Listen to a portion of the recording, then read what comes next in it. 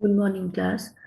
Yesterday in the video, we have discussed till the types of the muscles, three types of the muscles, and the three types of the movement, amoeboid, ciliary, and um, muscular movement. So, today we are going to understand more about the same topic. It is chapter 20 of class 11th biology. So, we are going to understand the chapter. I hope the screen is visible to you.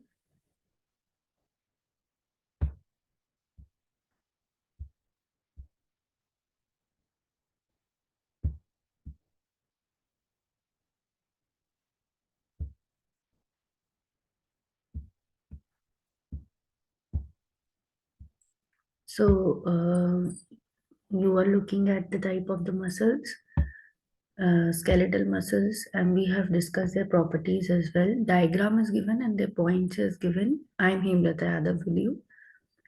And the visceral muscles, the smooth muscles, which are present in the internal organs. Muscle fibers are spindle in shape and uninucleate. They do not have striations and hence called smooth or non-striated muscles. Their activity are not under the voluntary control and hence are called involuntary muscles. Whereas the skeletal muscles, as you can see, is cylindrical in shape. The skeletal muscles are unbranched and they are multinucleate. They have striped appearance and hence called striated. उनके ऊपर आप देख रहे हो धारियां हैं, बहुत सारे न्यूक्लियस हैं और उनकी एक्टिविटी अंडर कंट्रोल है, वो यानी कि वॉलेंट्री हैं और वो हमें लोकोमोशन में, चेंज ऑफ बॉडी पोस्चर में हेल्प करती हैं. Cardiac muscles are like this. They are cylindrical and branched. They are striated as well, but faint striations are found there. They have intercalated disc. They are uninucleated and they are involuntary. As the nervous system does not control their activity, so they are involuntary. Skeletal muscle is made of muscle bundle or fascicles. Skeletal muscles, जैसे हमारी एक arm की muscle है जो arm की bone पे लगी हुई है, हमें पता है स्केलेटल मसल स्केलेटन पे लगी होंगी, तो आर्म की बोन पे मसल लगी रहती है with the help of a tendon. तो यहाँ पर एक टेंडन लगा, फिर एक मसल है जो यहाँ पर हमारे अपर आर्म पर लगी रहेगी और जॉइंट रहेगी. इस मसल को अगर हम कट करके देखें तो ये हमें राउंड दिखेगी, सर्कुलर इन अपीयरेंस, और ये इसकी आउटरमोस्ट कवरिंग रहेगी. आउटरमोस्ट कवरिंग के अंदर जो मसल होंगे वो बंडल्स में होंगे in the circular form, and the circular form are called fascicles. These are muscle bundles, and each fascicles are held together with the connective tissue layer fascia. इनके आपस में बीच में कनेक्टिव टिश्यू की layer भी होती है जिसे फैशिया कहते हैं. यहाँ पर खाली स्पेसेस में सब जगह फैशिया होगा जो इन मसल बंडल्स को कनेक्ट करके रखेगा. और inside the fascicle muscle fibres is present. Fascicles के अंदर मसल फाइबर्स प्रेजेंट होते हैं. तो इन फेसिकल्स के अंदर इन मसल्स के सिलेंड्रिकल फाइबर्स प्रेजेंट होते हैं. So one muscle is having many fascia and then many fascias internally having the muscle fibers, and in muscle fibers myofibrils are arranged in the form of filaments in the sarcoplasm of muscle fiber. So myofibrils are present in the form of filaments in the sarcoplasm of muscle fibers. Light bands of the myofibril contain actin and dark bands contain myosin proteins. These are the contractile proteins which are present in the myofibrils. The light bands are named as actin, and the dark bands are given the name myosin. See the name, the proteins which are making the light band is made by actin proteins. Dark band is made by myosin protein. In the center of the actin lies elastic fiber called Z line, and in M line in between the myosin. The portion of the myofibril between the two Z line is called sarcomere. जो दो Z line के बीच का unit होता है उसे sarcomere कहते हैं. Sarcomere ही आपका यूनिट होता है मसल कॉन्ट्रैक्शन का. The middle zone of the myosin is not overlapped by the actin filament is called H zone. जो बीच का जोन होता है मिडिल पार्ट मायोसिन का वो ओवरलैप नहीं होता एक्टिन फिलामेंट से और उसको एच जोन कहते हैं. उसमें सिर्फ प्योरली यानी कि मायोसिन फिलामेंट होते हैं. तो अगर हम मायोसिन एक्टिन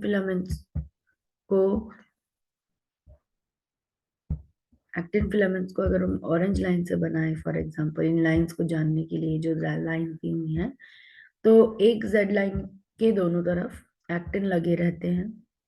मैं इन्हें कंटिन्यूअस रॉड्स की तरह बना रही हूँ बट ये जेड लाइन के अंदर दोनों तरफ लगे हुए एक्टिन्स हैं.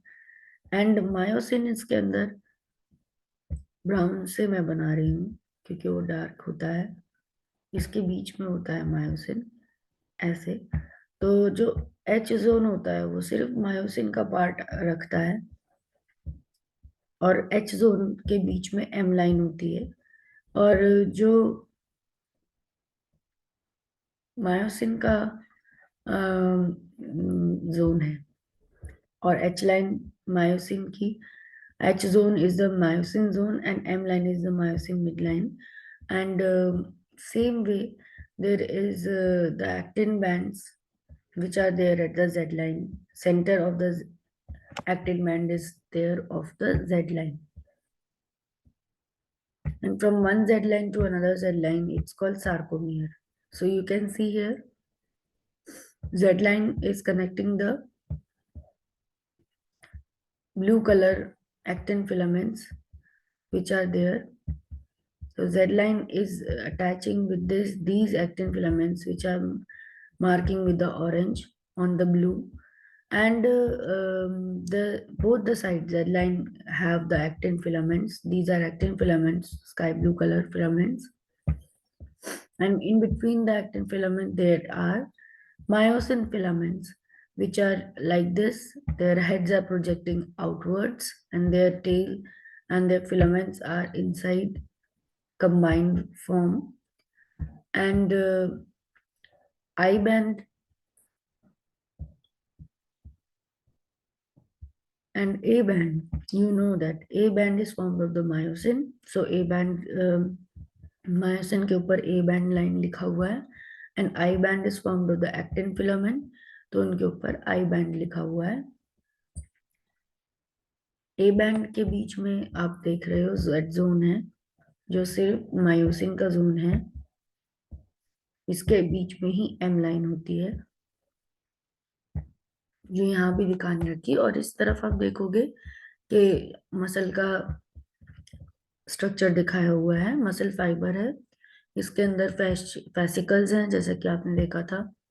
There are muscle bundles fascicles और उनके अंदर मसल फाइबर्स हैं जिन्हें मसल सेल्स भी कहा गया है और उनकी प्लाज्मा मेम्ब्रेन को सार्कोलेमा कहा गया है और उनके ऊपर ब्लड कैपिलरीज भी हैं.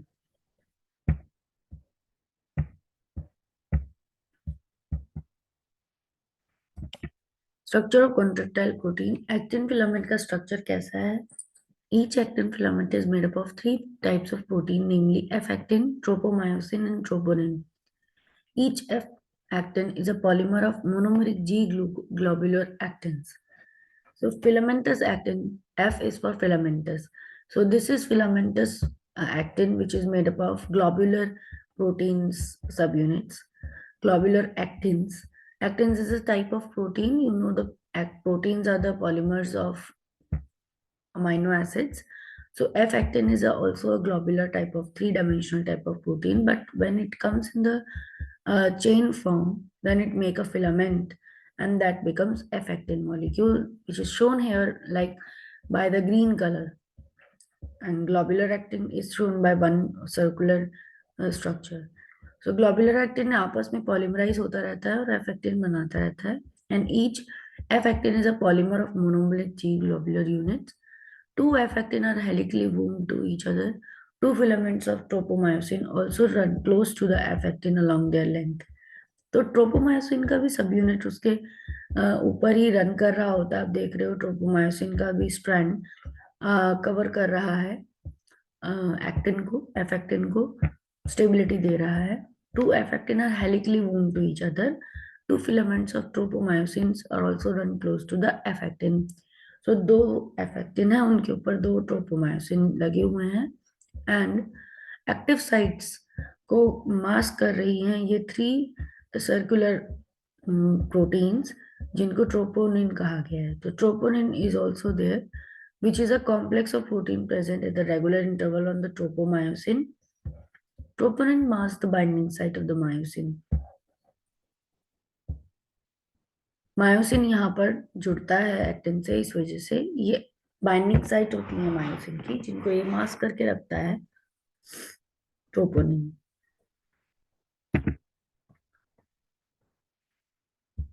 स्ट्रक्चर ऑफ मायोसिन प्रोटीन, अब हम मायोसिन प्रोटीन का स्ट्रक्चर भी देखेंगे। Myosin is a polymer of monomeric proteins called meromyosins. उसमें मोनोमरिक मॉलिक्यूल जी एक्टिन थे, यहाँ पर मोनोमरिक मॉलिक्यूल मेरोमायोसिन्स हैं। मेरोमायोसिन्स का हेड होता है और क्रॉस आर्म्स होती हैं और हेलिकल टेल होती है। It has two parts, globular head with short arm and a tail. तो ग्लोबुलर हेड है इसके मेरोमायोसिन के, ये रहे हैवी हेड जो होते हैं ये, और ग्लोबुलर होते हैं, इनका शेप राउंडेड है। एंड देन इनकी टेल है, शॉर्ट आर्म है, क्रॉस आर्म जिसको बोला गया है। The head is called heavy meromyosin HMM and the tail is called light meromyosin LMM. HMM component project outward from the surface of the meromyosin and is called cross arm. तो HMM का component ऊपर की तरफ उठ रहा है cross में, इसको क्रॉस आर्म कहा गया है। The globular head function as ATPase an enzyme and has a binding sites for ATP and active site for actin. इसके ऊपर दो साइट्स हैं, आप देख रहे हो, एक ATP बाइंडिंग साइट्स हैं दोनों हेड्स के ऊपर एंड मायोसिन बाइंडिंग साइट्स भी हैं। एक्टिन बाइंडिंग साइट्स हैं ऊपर, सबसे ऊपर एक्टिन बाइंडिंग साइट्स है, नीचे ATP बाइंडिंग साइट्स हैं। तो एक्टिन फिलामेंट से इसको जुड़ना है तो उसके पास एक्टिन की भी बाइंडिंग साइट्स हैं और ATP से भी ये जुड़ता है, तो भी ATP को ब्रेक करता है, तो उस एनर्जी से ये मायोसिन से जुड़ता है। मसल कॉन्ट्रैक्शन एक्सप्लेन किया गया स्लाइडिंग फिलामेंट थ्योरी से। जब न्यूरल सिग्नल रीच होता है न्यूरोमस्कुलर जंक्शन पे, यानी नर्वस सिस्टम का टिश्यू आपको मसल्स को कमांड देता है मूव करने के लिए। तो जैसे मैंने वहां पर एक बोन बनाई थी और बोन के ऊपर मैंने मसल बनाई थी, तो यानी वो स्केलेटल मसल है, हम स्केलेटल मसल की कॉन्ट्रैक्शन पढ़ रहे हैं। मैंने बताया था कि यहाँ पर एक टेंडन होगा जो कि एक मसल को पकड़ कर रखता है दोनों तरफ से। तो अगर यहाँ पर आके नर्वस टिश्यू ने, नर्व टिश्यू भी तो आएगा, तो नर्व टिश्यू ने अगर इसको सिग्नल दिया अपने एक्सॉन से, तो यहाँ पर एक एक्सॉन एंड पे सिग्नल्स जाएंगे केमिकल के फॉर्म में, जिसे बोलते हैं न्यूरोमस्कुलर जंक्शन। तो न्यूरोमस्कुलर जंक्शन से केमिकल्स गए और मसल सब कॉन्ट्रैक्ट होगी। Muscle will stretch the bone at the joints and the cause the movement. तो ये मसल जो अपनी लेंथ को छोटी करेगी, इसी को कंट्रैक्शन कहते हैं। तो ये न्यूरॉन के सिग्नल से चलती हैं, तो क्योंकि वॉलेंट्री मसल है, neuron signal reaches a neuromuscular junction, it releases the neurotransmitters which generate an action potential in the sarcolemma। क्योंकि हमें पता है मसल्स एक्साइटेबल होती हैं, तो वो सेंस करती हैं इलेक्ट्रिकल सिग्नल को और खुद का एक्शन पोटेंशियल जनरेट करती हैं। The action potential spread through the sarcolemma, वो एक्शन पोटेंशियल पूरे सार्कोलेमा में स्प्रेड हो जाता है एंड कैल्शियम आयंस को रिलीज करवाता है from sarcoplasmic reticulum into the sarcoplasm. Muscle cell के साइटोप्लाज्म को सार्कोप्लाज्म कहते हैं, मसल सेल्स की रेटिकुलम को एंडोप्लाज्मिक रेटिकुलम की जगह सार्कोप्लाज्मिक रेटिकुलम कहते हैं।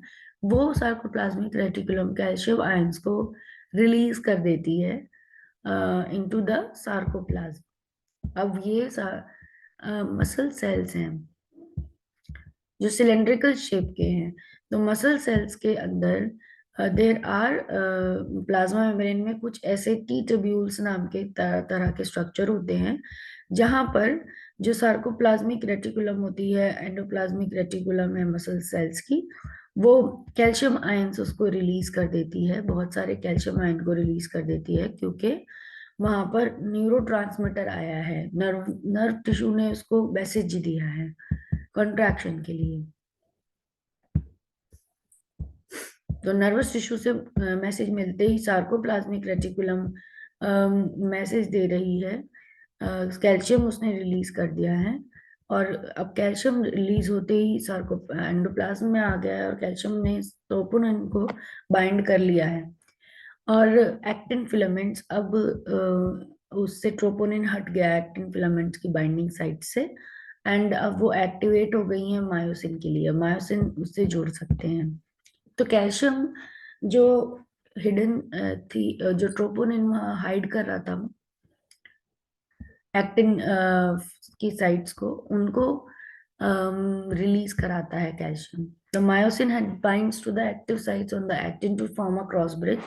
अब मायोसिन अपनी एक्टिन बाइंडिंग साइट से क्रॉस ब्रिज बना लेता है।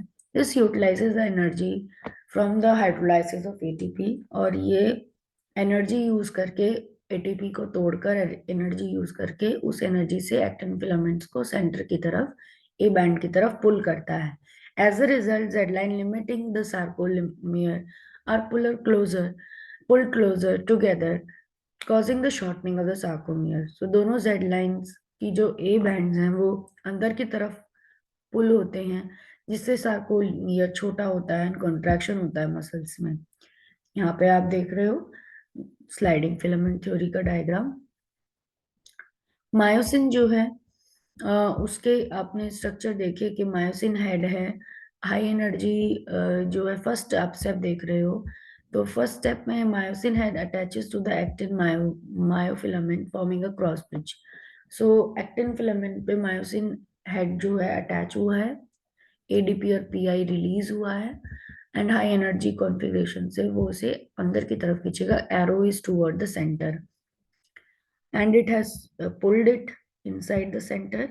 Inorganic phosphate generated in the previous contraction cycle is released, initiating the power working stroke.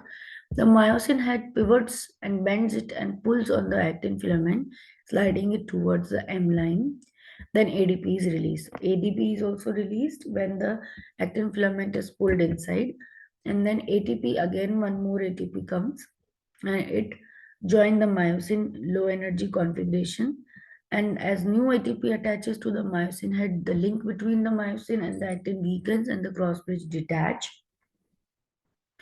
Then ATP is split into ADP and PI. The myosin head is energized, and then it is chopped in the high energy conformation. High energy conformation में आते ही फिर वापस से वो actin को actin binding site पे पकड़ लेगा। So it is the fourth step. One is the myosin head attached to the actin myofilament, forming a cross bridge. Second is the inorganic phosphate generated in the previous contraction is released, initiating the power stroke. The myosin head pivots and bend it pull on the actin filament and sliding it toward the end line.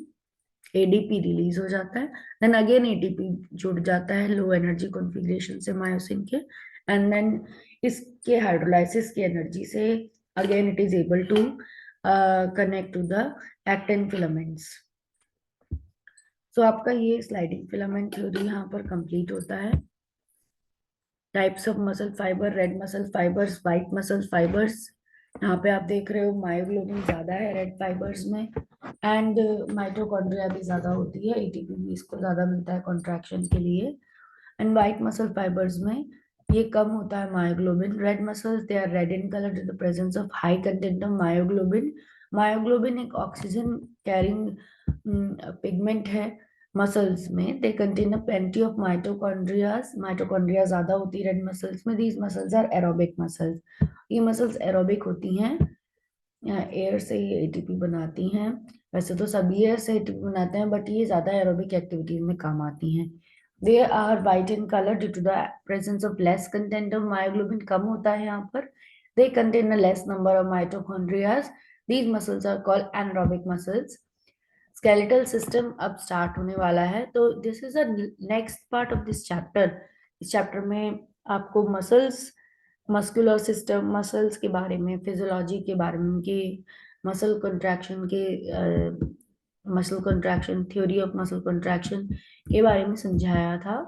And जो proteins involve है, myosin और actin, उसके बारे में समझाया, उनका structure समझाया, sarcomere की स्ट्रक्चर समझाया, and structure of skeletal muscles, cardiac muscles, visceral muscles, skeletal muscles, ये सब समझाए, types of muscles and types of movements and introduction.